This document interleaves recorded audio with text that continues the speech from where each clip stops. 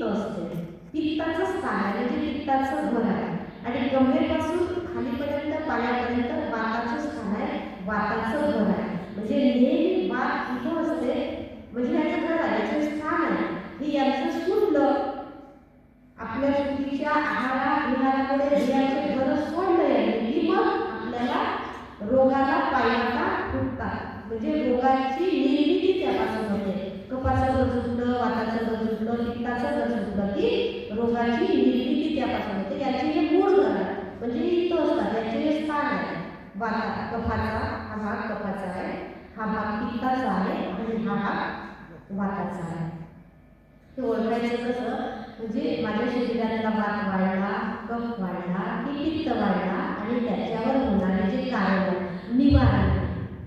कारण तर आपण शोधू की असं केलं पण नसं झालं, पण निवारण नाही पाहिजे म्हणजे उपचार पद्धती माहीत झाली पाहिजे आपल्याला, तर आपण त्याच्यापासून सुटका पाहू.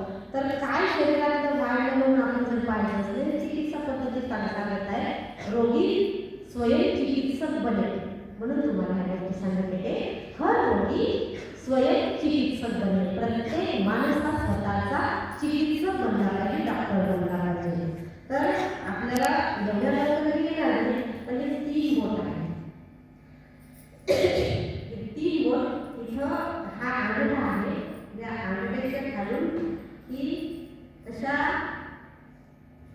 आपल्या शरीरामध्ये असं मोठी नाडी आहे. 72,000 जिवंत पेशी आहेत म्हणजे छोट्या छोट्या. तर हे 3 वात, कफ आणि पित्त या 3 नाडी आहेत. पिढा पिढा आणि सुषुम्ना सांगितले आहेत आजन्माच्या भागाला. पण वात, कफ आणि पित्त या नाडी आहेत 3 या ठिकाणी आहेत.